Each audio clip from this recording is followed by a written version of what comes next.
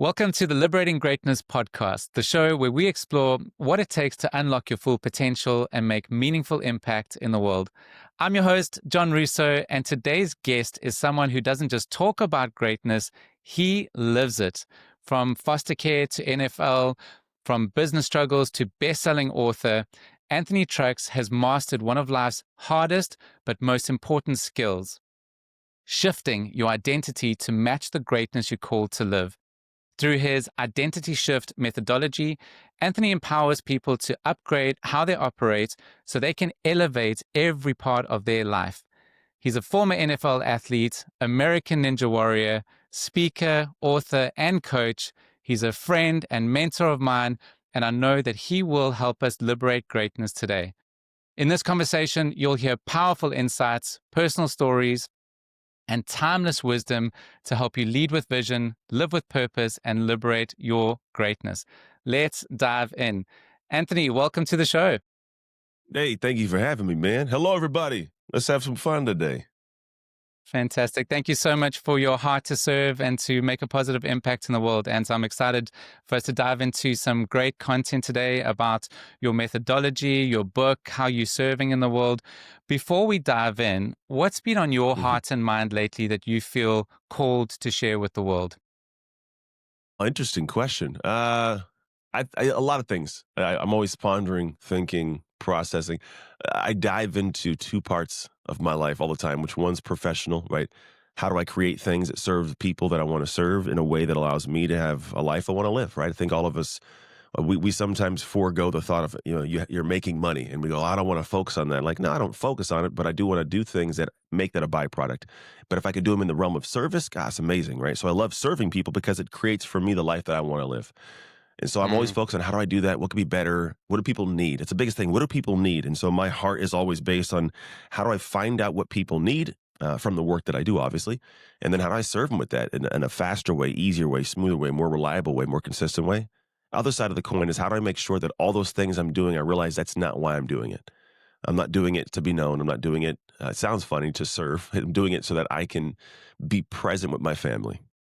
So yes, while on that side of the coin, I am serving. On that side of the coin, I am developing, but I am doing that. When I'm all done with that, if I help somebody make some more money or make a better impact, that's great.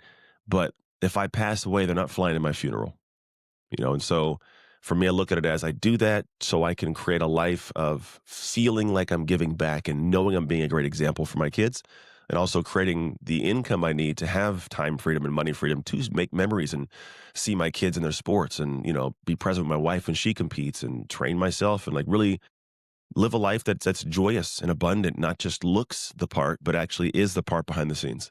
Yes, so good, so good. And so whilst you're making a positive impact in the world, also focusing on the things that are important to you, your family, your fitness, your finances, things that you want to achieve in the world.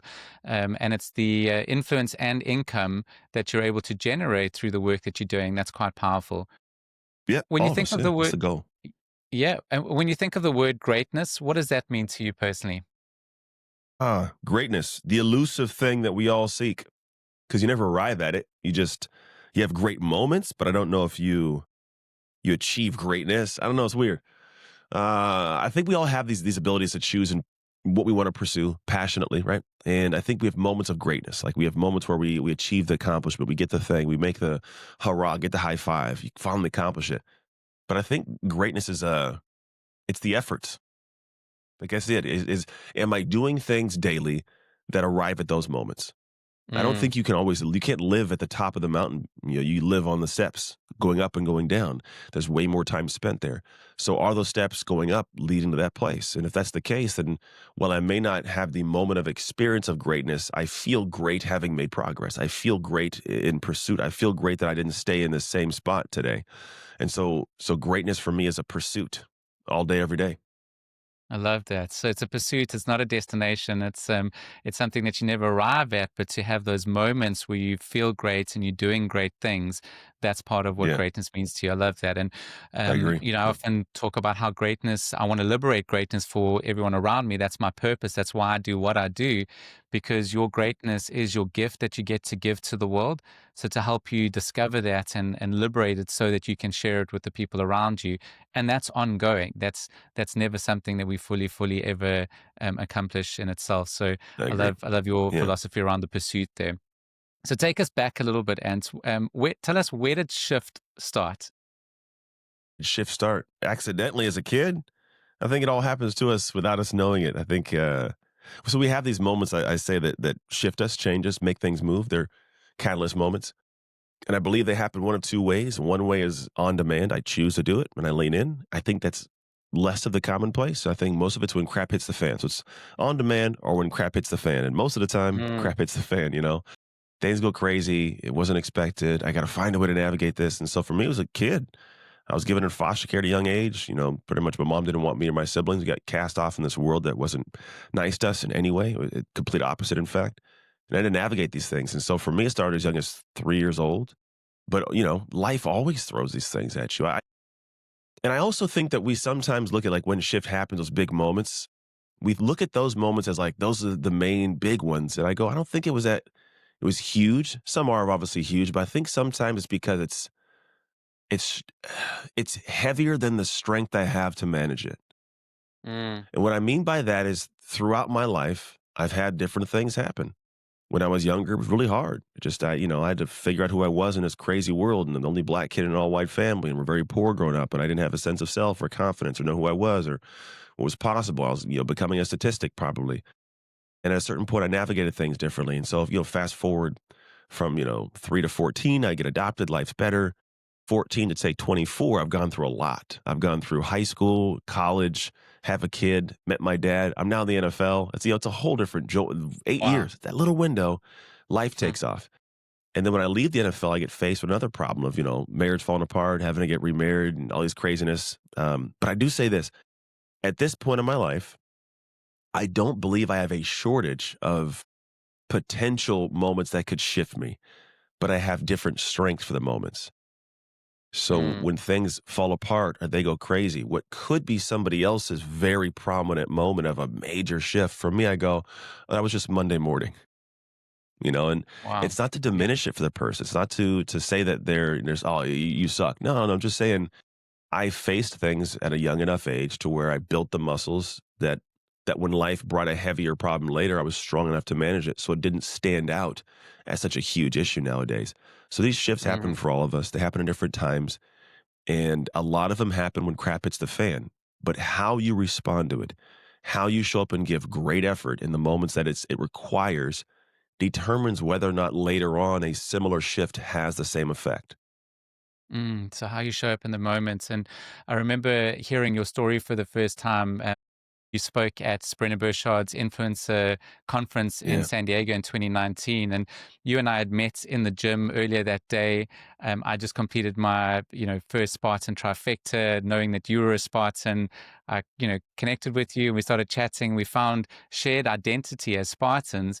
And then when you spoke on stage and I heard your story, I remember thinking, wow, this guy has overcome some serious obstacles, and he's thriving in so many areas of his life with a servant heart to make a positive impact in the world. He's awesome, and I just want to honor you for that. And, Thank you. the things that you've had to overcome, recognizing that your struggle is your gift. It's because you've had to struggle through those things that you have perspective, you have empathy, you have challenge, you have push. You coach from a different place because of what you've been through. And I've been on the beneficial side of your coaching and your guidance and your teaching. So yeah, just want to thank you for that and honor you for that. Yeah, man. Appreciate that. Thank you. So one of the things you talk about, Ant, is how success becomes second nature when you shift your identity. In your experience, what are the warning signs that someone's current identity is actively sabotaging their future? And what's the Mm. first courageous step that they should take to turn it around? Yeah. Well, a couple things have to be foundational here. One, you cannot attain or sustain anything outside your current identity, or to simplify it, your self image, how you're seen, who you are, what goes on there. Because there's a natural state of how you function. And that's your self image tied to your habits, actions, patterns. And so at first, what you'll notice is if you want something, but you feel yourself giving everything and not making progress, it's like a big red flag for it because people get drained. Like they'll go out and pour out energy. and then find themselves in the same place or worse.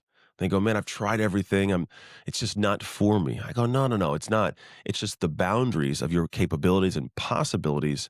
The boundaries are not big enough to we'll call it entrap the goal you want, right? It doesn't extend out. The boundary doesn't contain the thing you want in life. And it's because you have been limited unintentionally and unknowingly by the habits, patterns, and actions of your identity. And so what you first have to do is accept that. Because most don't. Most go, well, no, I read the books and I see the thing that says I'm good as I am. No, you're not. Doesn't mean you Wow. aren't, deserving of love and attention and grace and respect. I'm not saying that, but most people go like, I'm good enough. You're not good enough for the thing you want if you don't have it yet. Mm. That's a reality. So, for example, if I go, you know what, I really want, I want to be up behind the, I don't know, controls of a plane, but I've never taken a class to learn to fly a plane. I'm not good enough to fly a plane yet, right? I Yeah. am good enough in terms of possibilities and potential, but I haven't earned the ability to be good enough at that thing. I can desire when I was a kid to be great at football, but if I didn't lift weights and run routes and catch footballs and learn football, what makes me believe that I'm good enough to be a starter on the team, right? So people desire this thing and go, I want it. And I go, yeah, but you're not good enough. And there's this weird conversation societally of everybody's good enough. No, they're not. And that's okay. Give them the gift of Yes. honesty and reality. And so for me, it's to step back and go, if I'm not good enough at that, well, then how do I get good enough for that? Mm. It's like you have the potential and you have the capabilities and it's there, but you have to earn that. And so to get good Yes. enough means you have to pay the price. You have to pay the toll of what it requires across the bridge into the space that you want. And that is going to be hard. And it should be. The reason I say it should be is because the whole age old thing, if it wasn't, hard, everybody'd have it first. Yes, that's logic. If it was very easy, we'd all have it. But why is that? Well, because people don't like doing hard things. They don't. Like it's good for you, but people don't like doing hard things, even though the hard thing is it's the thing that's giving you the most pride, the most joy, the thing you hold on the shelf of esteem for your life. Because if I ask anybody listening right now, think about it. What are you most proud of? I'm most proud of my fitness and how I've taken care of my body and not eating the cake when everybody else eats the cake, Yeah. Yeah. I didn't want to work out last night at all, but I was like, I got to get it in because if I don't, then I got to miss a workout this week. My marriage, my parenting, the relationship I have with these people in my life, the business I've built. And I will tell you, all of those things have made me lose countless nights of sleep. Mm. Like thinking about it, worrying about it, then having to buckle down and work at stuff and have hard conversations and just all those things, right? So because it was hard and I got to this point, that's why I have so much pride around it. It's why I cherish it so very much. And so for you to cherish the thing that's amazing, that to really to have pride in that thing that you say you want, you have to submit to the reality that it's going to be hard and it should be. And the hard is not what you think it is. The hard isn't the thing that you know to do and you just don't want to do. It's the thing you have no idea is coming and then it lands on your doorstep one day and it says, "Hey, you want that? Take care of me first. You got to go through me." And you're faced with a choice. Do I really want to lean in? Do I really want this thing? And that's where the real challenges come. And so people that are able to overcome that, you do get good enough. You do earn that thing. And it tastes better. The quality of it is better because you know what you sacrificed to actually have that thing. And you won't know what it is. I was recently watching some pastor talk about the fact that, God or the creator or whatever gives you a vision. Like I believe it's God. He gives me a vision of what I should have in life or what is possible for me. And I see something, I go, man, I can taste it, I can touch it, I can't wait to have it. But God doesn't give you the plan. He says, here's what it is, here's the destination, but he blacks out the entire path to get there. And the pastor goes, well, why do you think he does that? And you're listening, and he goes, he does it because if he was to show you the path, you would change your mind on wanting that thing. Because it's It's so hard. going to be difficult. Yeah, it's Yeah. going to be hard and it's supposed to, but in that window, he develops you. If you want strength, you got to have something that's heavier than you can lift. If you want to have patience, you got to have things that frustrate you. Like if you want to have grace, you have to have things that force you to be, giving in a way you don't want to. Like there's forgiveness. It comes with hardship. These little things that we desire to have as humans that'll get us to the place we want, they must be developed. And they're not given to you like a plug. They're given to you Mm. through your works, your efforts. And so to say that, yeah, you're good enough for everything, I think it's a discounting of what it takes to be human. So good, so good. And that sense that vision from God is going to take hard work as well. The word talks about faith and action. You can have faith in what God's got in store for you, but you have to take Mhm. the action to move Yeah. forward. You got to do the hard work. And I like the way you spoke Yeah. about the boundaries of capabilities and possibilities. So there's that acceptance up front that I have boundaries. I have boundaries of my capabilities. I have boundaries of possibilities. Anything might be possible if I'm prepared to do the work. So that first acceptance, and in my book, I talk about how awareness is the starting point of all proactive change. Aware of your current reality, aware of the desired future reality. In your case, at the time, was getting into the NFL, and then recognizing you've got to do the work, you've got to do the hard work, you've got to lift the weights, you've got to run the passes, you got to actually get onto the field and do the work if you wanted to succeed at a high level. And in your book, Identity Shift, which I've got over here, Anton, I'll obviously tag everyone in the show notes to get a copy of that. You do mention the hard work. You also sometimes speak about dark work that people have to do behind the scenes to succeed. Can you talk us Yeah. through That's the what thing. hard work or dark work really looks like, and maybe share a Uh, story where you were doing that work yourself that led yeah. to a breakthrough? Oh, it always happens. Just so you guys know, everybody, you've already done this before. Just to clarify what dark work is it usually a separation, and people go, "What's the difference between shadow work and dark work? Are they the same?" And I go, "No, shadow work is work you do to peek into your shadows and go, why am I stuck? To find the hidden chains and go, oh, that's what I got to do." And then dark work is what you do once you know what your shadow work is. So it's like now I know what the work is. Dark work's what you do once you know. And the dark work is the stuff it's the grittiest and grimiest. And if we're talking the same through line as the hard stuff that helps you be proud of yourself, dark work's that unseen work. It's unsexy. It's ridiculed by the world who doesn't get it. It's misunderstood by those closest to you. It's the things that you have to go through where you're the only person cheering for you, the only person that can see what's possible. You're the only person that it makes sense to. And you still have to keep chugging along with absolute everything, like effort wise, focus wise, vision wise, sacrifice.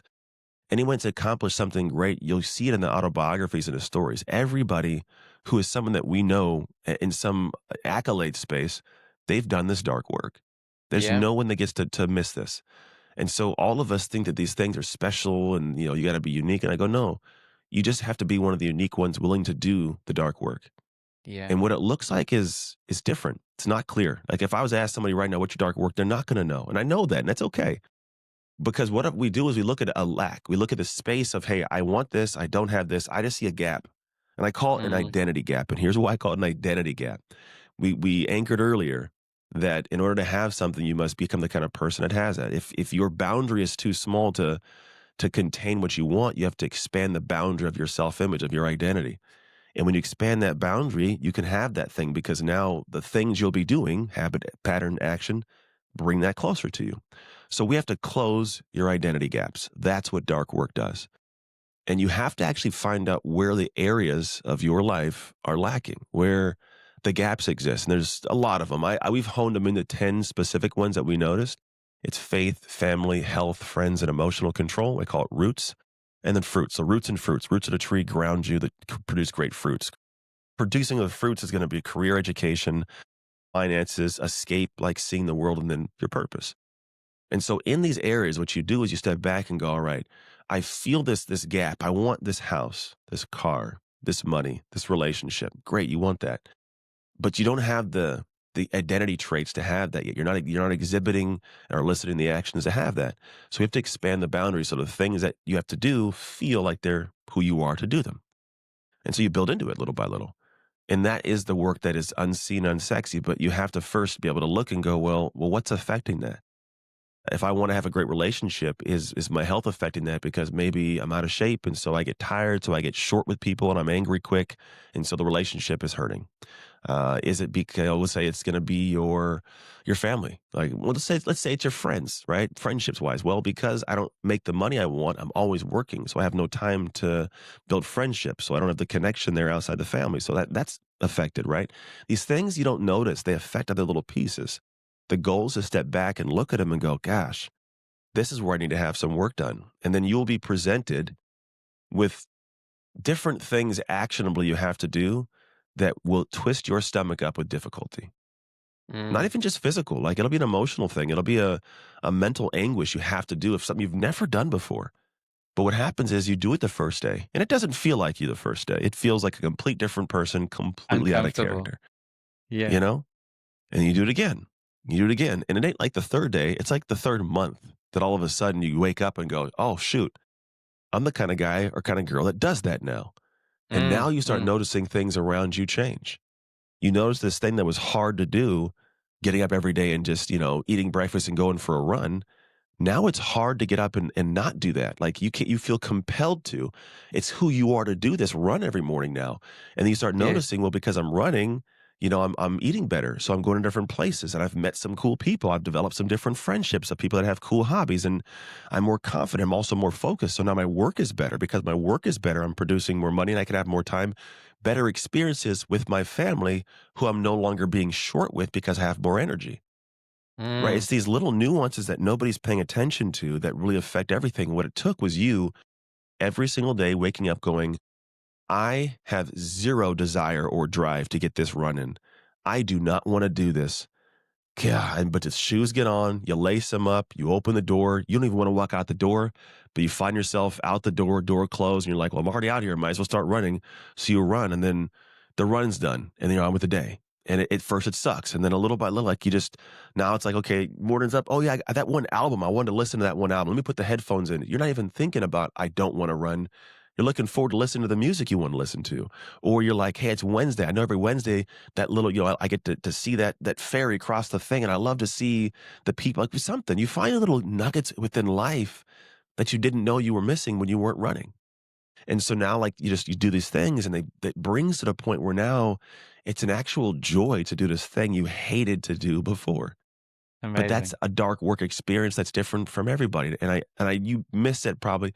The word experience is the greatest word that ties into all of this. Mm. And I'll make it make sense. And here's why. You will never have an adjustment to your identity without an experience. You can sit down in a chair all you want and think about it, but it's not until you either, I'm talking painstakingly, clearly visualize this thing so your brain feels it, because the brain can't always distinguish real and a visualization. But you have to experience it that way, or you have to go into life and go through something. You have to experience it, Mm. because what happens is, in the experience of something, the neuroplasticity of your brain kicks in. It rewires the way you think neurologically and psychologically. Patterns come differently. Thoughts fly in. That's why if you get into a room of high level humans, when they start talking, your brain's like, what? And it gets confused because it's new. That's what you have to have. Because if you don't experience something, you don't rewire. And that rewiring is actually the true expansion. When I say the expansion, it's the rewiring of how your neuroplasticity, your brain itself sees and hears and feels and experiences. As a quick example of that, like if you were bitten by a dog as a kid, if a dog walks in a room, you're out the door. If somebody hasn't, they're like, "Oh, look, a puppy dog." The Mm. different thing is, it's not the dog now, it's the dog in the past experience that has wired you to function a certain way that in real time you're not even processing. You're just doing. And Yeah. so when The that frame of gets reference. changed, right? Mm. When that gets changed and you face a problem or you face a situation based on your past experiences, your identity, your self image, how you want to frame it, based on that, you do something different than anybody else does. And based on the different thing you do, you'll get something different in a life. Yeah. So a lot of people base their actions and decisions on past experiences, frames of reference that could be potentially holding them back. And people often do things for either inspiration or desperation. So that's a sort of vision of where they're going moving forward could be because they're desperate and they must move forward, or they're inspired to move forward. But something that could potentially be holding them back is experiences they've had in the past. So I do like that idea of those pivotal moments and those experiences that people must go through. And you've got a great sort of framework in your book around the roots and fruits. So I like the way you talked us Mhm. through that, and really, really powerful. Your signature framework, the shift method, has helped so many people make lasting identity upgrades that stick. And I think that's part of your message. You don't just want people flitting between identities, but making an identity that is a lasting identity that helps them move forward and elevate to a higher level in all areas of their life. So for someone hearing about the shift method for the first time, can you break down the key stages of the shift method and what's usually the biggest internal battle that they have to win at each stage to truly shift Mhm. who they are? Yeah, well, the the simple steps, if I say simple but not easy steps, are see, shift, sustain, right? Can I see what I have to work on? Can I see how I've gotten here? Can I see what's possible, right? And then also the next thing is like now that I've seen that, do I make the shifts and what do the shifts look like? And it's not supposed to be the easy stuff. It should be things that challenge you. And then once you've done that, can you sustain that for the rest of your life? So if the same problem you used to face pops up, can you sustain the new way of thinking, the new way of functioning in relation to that situation? Wow. The biggest issue I've seen with a lot of folks is the ego, which is, I don't need any help. I'm good. If I just work real hard, I go, yeah, it sounds good. The ego wants to make you think that you're not doing too bad because nobody likes the feeling of thinking they're less than or not doing well. And as Mm, much as that's a thing that it's true, it's like it's also true that you probably don't like where you're at in life. If you're working towards something, it's because you feel a lack of something. It could be a lack of success, a lack of notoriety, a lack of time, lack of money, lack of joy, whatever it is. But in that lack, we don't realize or we won't admit to ourselves that we lack that because we lack doing certain things. Certain actions haven't taken place, certain consistency hasn't been in place mm, for a period of time. And so I go, well, if you realize you're lacking something and we can attach logically that lack of something to a lack of action, well, how come we can't get you to take the action? And that's where the ego pops up. Because the mm. ego, when it wants to protect itself, will not give itself permission to improve. And it goes, no, I'm good. I don't need any help. What are we talking about? I'm not perfect. And then you give them a reason. I go, but yeah, but here's why that took place. And I go, I don't need a reason. Excuses. I don't need an Yeah. excuse. Yeah. Because you can have an excuse or you can have your goal, but you can't have Mm, both. mm. You get the excuse and keep that, cool. Or you get the goal, but that's the biggest issue. So folks who can step in and go, you know what? I do need help here. I Yes. haven't been the greatest here. That's when you can do that, you will finally give yourself permission to improve. Yes, yes, and I'm sure you see this with your coaching clients all the time. The clients that are ready for change, that want change, that are happy to accept the fact that they're not where they want to be, and they know they need to change something inside of themselves. They need to become a different person if they want to achieve the goals that they're setting out for themselves. Yeah, Those are the ones that make the biggest shifts and keep those always. shifts, make the shifts happen. You mentioned consistency; it's such a powerful word. One of my clients recently wanted to become healthier, and I said, Let's do a 4-week challenge." In my mind, I thought 90-day transformation, but I felt that's going to be overwhelming for him. So I said, let's just do a 4-week challenge. And week one, I'll tell you what the other weeks are about as we get there. Week one is just about workout consistency. Just get into the gym every single day. I didn't tell him how long he had to work out. I didn't tell him, how heavy to lift or whether he should be doing cardio or weights. I just said, get into the gym. And he's now on day Mhm. 54 of going to the Yeah, gym every single day, 54 consecutive days. it'll He has change you. become a different person. And Heck like you were yeah. saying earlier with your running, he's got joy in that experience now. He loves that Hmm. experience. This is his new identity. And it's just so good It to is. hear you talking through the see, the shift, and then the sustain as your 3 different elements of your framework. And I know you've got additional parts to that. So as our Yeah, there's a whole listeners, lot of depth to it. get stuck into your book and your resources, and I know with your book there's a downloadable workbook that they can Hmm. register for. So I'll tag everyone in Hmm. that. I'll put the link in the show notes, which really helps. You go deep in those 3 different elements of see, shift, and sustain. Fantastic. So many of our listeners and our visionary leaders who want to make a greater impact, but sometimes feel stuck between their current identity and their potential. What practical mindset shifts would you recommend to help them close the gap or make shift happen? Um, it's interesting. So mindset's not a space I spend a lot of time. It sounds odd to say it that way, but I spend a lot of time in identity. Identity encompasses the mindset for sure. Like for sure, for sure. It's a big piece of it. But I've not noticed like when I look at, autobiographies and I look at people talking in interviews when like they're high level performers, I don't usually hear them often saying like, well, that was just my mindset. Like I look at Kobe Bryant, someone goes, how can you do these things? He doesn't go, well, my mindset told me this. He goes, no, I made a contract with myself. I'm not breaking my contract. This is who I am to do this. Like it's a sense of not that my mindset tells me not to smoke. It's I'm not a smoker, right? Like there's an anchoring to who you are that it embodies and gives life to the mindset. And so some of the Mm, shifts I would say that you have to make, it's not, I don't know if it's going to say like think differently, but it's take a look at yourself and how would you not just describe you don't do the action, describe it as like, I am not the kind of human that does that. mm, Like that's not the kind of actual person I am. So the shift could go from saying, I don't like to work out to going, I'm a person, I'm an athlete or I'm a gym rat or, like, or just something you say these things to yourself and go, what does that mean? Well, when I say I'm a gym rat or I say like, remember you say like, what would Jesus do? Like, that's not like a mindset. It's a identity.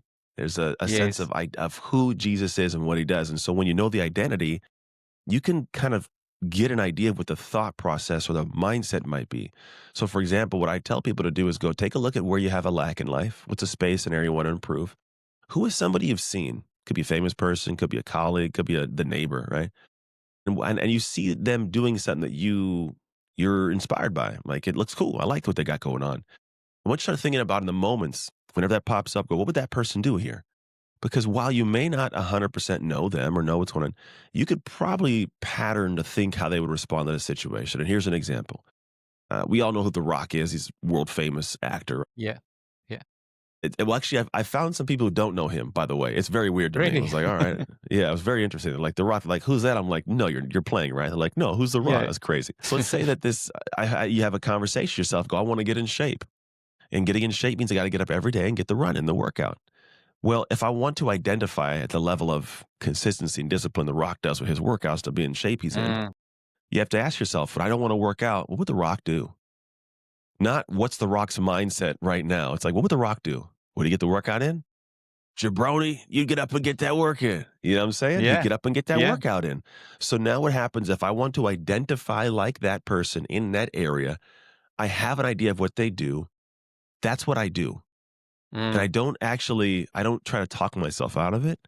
I don't try to find an easier way. I just go do it. And that's really what mm, it is people they want to have what a certain identity has without doing what that identity did.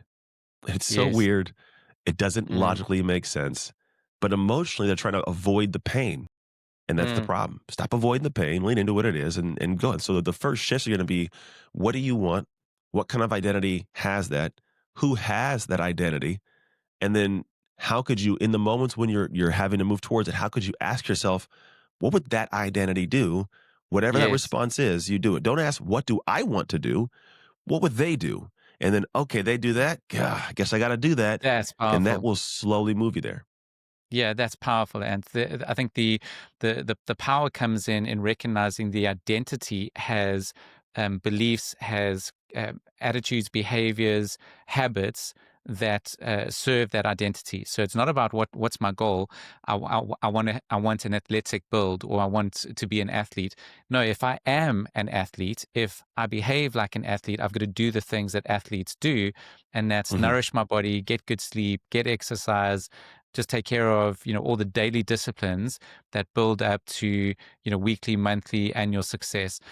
So I think that's just it's identity takes it to the next level. And I think it solidifies, everything that people should be thinking, doing, and saying. So yeah, really, really Hmm. powerful. Tell us what you're working on right now, Anthony. What lights you up? Yeah. What are you currently working on? It's here's the thing. It's in line with it's identity work, but it's been a slow shift in a direction of language that makes more sense and it's more grabbing for people. Identity shift is the foundational topic and concept of what I do. And what I noticed was a lot of people, they're still educating them on what this is. We're still talking about it now. On top of that, nobody wakes up and goes, man, I can't wait to make an identity shift today. Yeah. It's not the conversation. And I'm aware of that. So I go, how do I get it to be more engaging? Because my job, all of our jobs, when we have something for people, to find a way to get them to embrace it, enjoy it.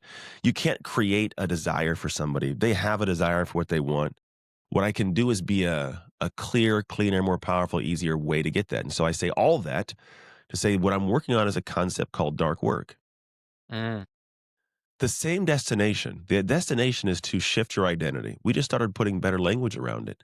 So the identity you will shift into is a dominator's identity, a person that can govern and exert control over a situation whenever they show up to it because they've developed a sense of self. Also, to govern and control the weaker version of your identity who doesn't want to put the shoes on to run, who wants to get that smoke, who wants to miss the workout, who wants to sit down and not get things done. Like that version of you exists. Your brain's always trying to just, hey, just chill out. It ain't got to be that hard. It's okay. Right. I go, no, that version of me doesn't win. I can't let them Mm. win now. So I have to wake up and really push into that. And so to build that identity, you have to do dark work. So the process is slowly moving away from being labeled as the shift method. Still the same foundational work. Again, don't change, don't think it's different.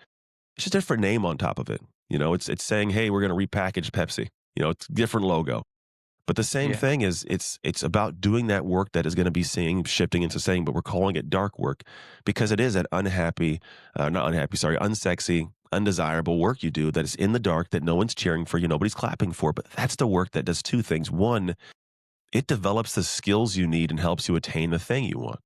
That's the Mm. first journey you want to get through. That's where you develop the skills behind the scenes, like toiling away for hours. It's the 10,000 Totally. hours. Yeah. 10,000 hours, they are dark work. Just so we're on the same, like, people like 10,000 be a master.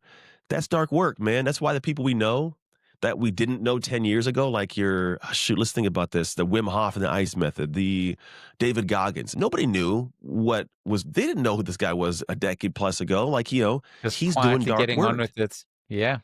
10,000 hours, man, doing his dark work. Mm. And then what does he do? He emerges. And now it's like, Yeah. but look at me. And Yeah. you can't ignore it. It's such a bright light.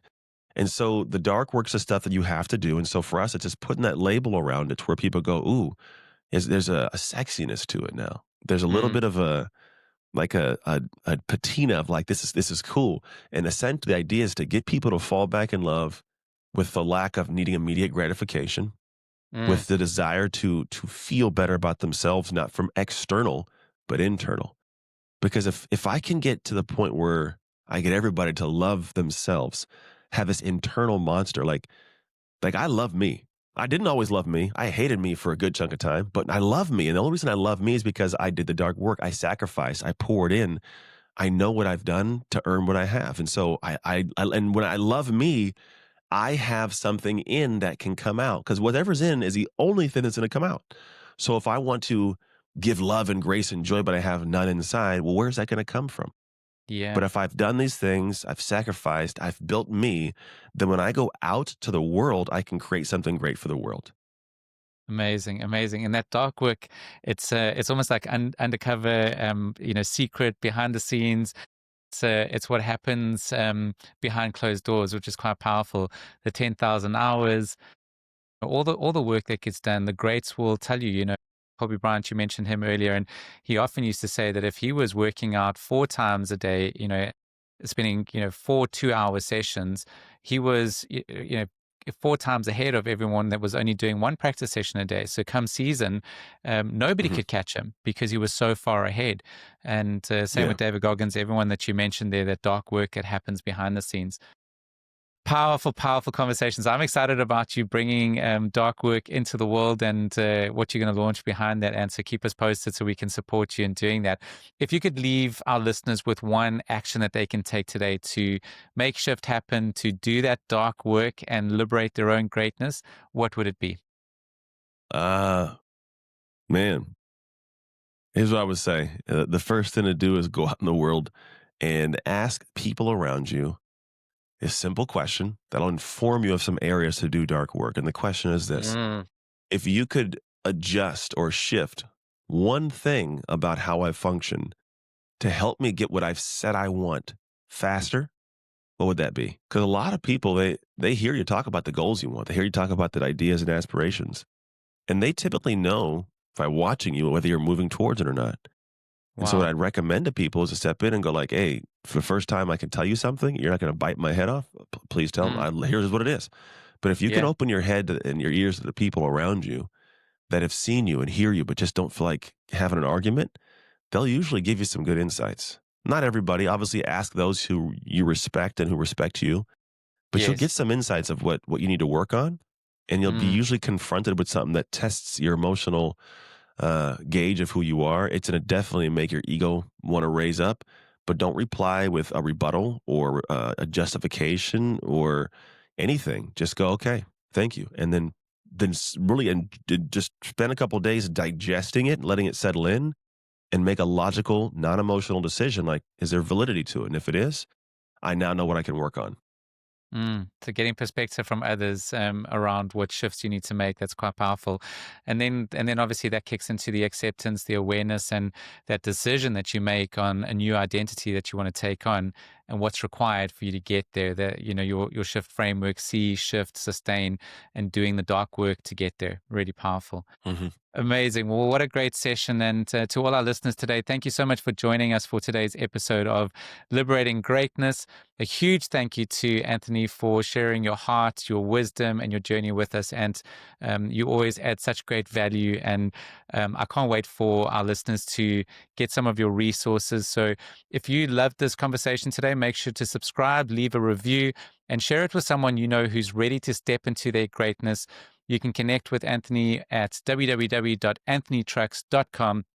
And we'll link everything in the show notes for you and a link to get his book, Identity Shift. Until next time, keep leading with vision, living with purpose, and liberating your greatness so that you might inspire others to live, learn, love, and grow every day. Anthony, thank you again. It's been wonderful having you with us. Welcome. Thank you. Amazing.